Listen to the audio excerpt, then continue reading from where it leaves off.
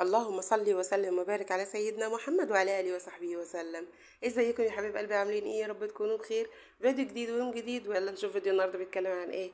بصوا، عايزه اقول لكم عملت حبه كوكيز كده قمر بمكونات بسيطه وحاجات سهله وحاجات في البيت وحاجات كلنا بصوا يعني حاجات اقتصاديه يعني. إيه، انتوا عارفين الدنيا غاليه فمش عايزين نعمل حاجات مقفوره.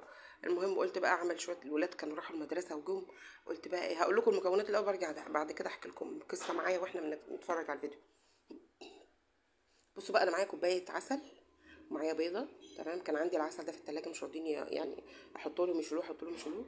فقلت لا خلاص، انا استغل بقيه العسل في برطمان. المهم خدت منه كوبايه ورحت جايبه عليها كسر عليها بيضه كده عاديه. ماشي، بيضه واحده كفايه. انتوا عارفين كرتونه البيض دلوقتي ب 180 جنيه. بس المهم يعني ايه، وشويه فانيليا، وقلب قلب يا معلم بقى ايه لحد كل البيضه ما تختفي خالص. انتوا عارفين لازم ان اي بيضه تنزل في اي وصفه معانا لازم البيضه تختفي. تمام تمام، عشان ما تكلكعش معانا بعد كده وكده.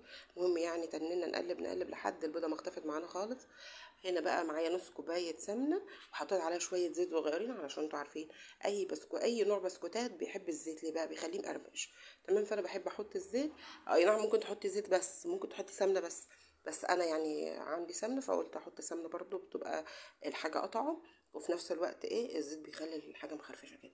فنص كوبايه الزيت دي وعليها ايه شويه، نص كوبايه سمنه وعليها حبه زيت. بس مفيش اسهل من كده. وبرده تنينا نقلب نقلب لحد ما الزيت والسمنه يختفوا معانا ويدوبوا خالص كده. تمام، وكل ده بحراره المطبخ عادي، مش في التلاجة ولا كده، لا. انا كنت اصلا محضره الحاجه معاكم من ساعتها، محضره الحاجه على الرخام وغسلت المواعين. وقلت بقى ايه نشتغل على طول، لان العسل كان في التلاجة والبيض كان في التلاجة. تمام، هنا بقى معايا 3 كوبايات ونص دقيق. تمام، ونخلتهم ورحت حطاهم في البوله دي كده. وحطيت عليهم شويه باودر اللي هو كيك شيف. ماشي، فلقيت البوله مش هتكفي ان احنا نحط عليها الدقيق ونعمل فيها. فرحت نقلها في البلاستيكيه دي زي ما انتم شايفين كده. بصوا، احلى حاجه في المعلقه السيليكون ان هي بتنزلك، يعني لو عندك مثلا اي حاجه عاملاها في الخلاط بتسحبها كلها مره واحده وتسهل عليكي يعني. حلوه قوي يعني. تمام، بس قعدت بقى اقلب كده في العلبه شويه. بعد كده نزلت بالدقيق حبه حبه، شويه شويه شويه شويه لحد ما ايه، يعني عشان يبقى سهل عليا بالمضرب اليدوي. فانا لقيت الدنيا مش مستاهله يعني ان انا اطلع الموضوع، مش صعب يعني ان انا اطلع المضرب الكهرباء. فقلت لا خلاص، هنا بقى المضرب كان خلاص العجينه تقلت عليه.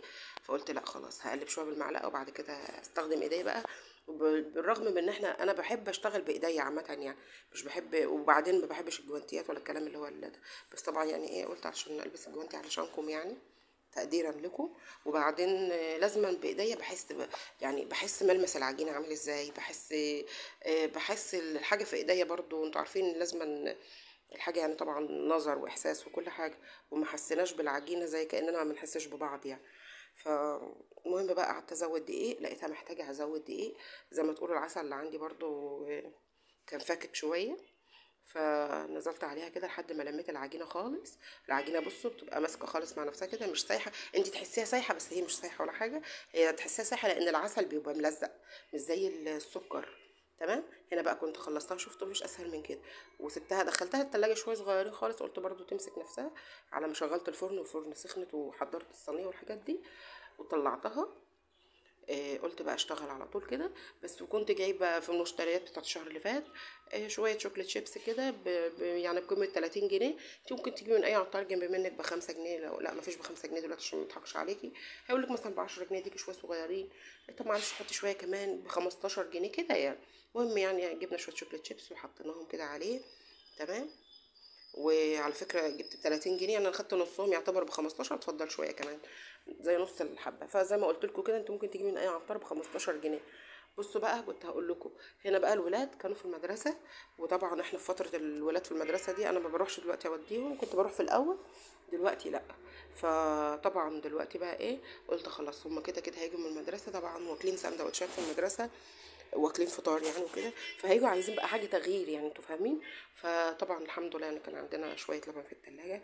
قلت خلاص بما ان عندي لبن في التلاجة، ليه ما اعمل لهمش شويه بسكوت او اي حاجه يجوا ياكلوها خفيفه وتبقى تغيير. ويخشوا بقى يشموا ريحه الشقه كده.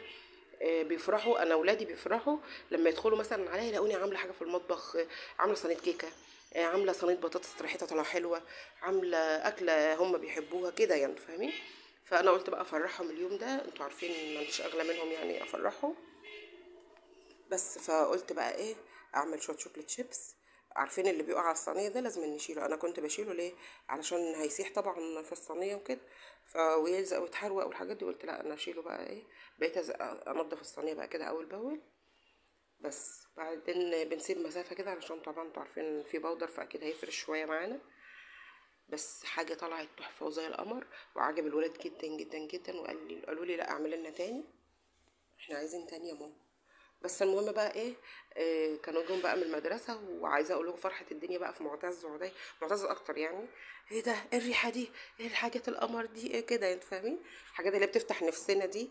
بس المهم بقى كنت قعدت بقى اشكل كده، ومن عملت بصوا يعني يعتبر 3 كوبايات ونص، يعني نص كيلو دقيق، تمام، عليه نص كوبايه سمنه، عليه حبه زيت صغيرين، وبيضه وشويه فانيليا ومعلقه بودر. عايزه تحطي شويه ملح حطي، بس انا الصراحه ما حطيتش. تمام تمام. بس كده. المهم يعني انا عملت صينيه دي وعملت صينيه تانية، وتفضل حبه عملتهم في يعني 4 وحدات كده في صينيه صغيره. بس كده بصوا بقى الشكل القمر، والحاجه اللي بتفتح النفس وتجدد من نشاطك كده. المهم بقى العبايه بتاعتي، طبعا انتوا شايفين الكم بتاعها واسع. المطبخ بقى عايز حاجات، انا عايزه اجيب للمطبخ حاجات تكون بقى استك من على الكم كده، لان بتنزل بقى في الدقيق والحاجات دي وكده طبعا. هنا بقى بصوا القمر بقى كده خلصنا. وهنا بصوا بوريكم الصينيه التانية، دي الصينيه التانية، تمام. بصوا دي التالتة، يعني دي برضو هنملاها احنا عملت 2 ودي التالتة. وعملت الرابعة فيها حبة 4 وحدات بس كده. وعملوا صينية حلوة والولاد جم كلوا وشربوا، خدوا منها تاني يوم المدرسة، عجبتهم جدا والله. لما جم المدرسة كده عملت لهم شوية لبن كده وحطيت لهم على الصينية، وقعدوا ياكلوا بقى مع بعض، بقوا فرحانين كده، ويقولوا انت حبيبتي يا ماما، انت مش عارفه ايه يا ماما.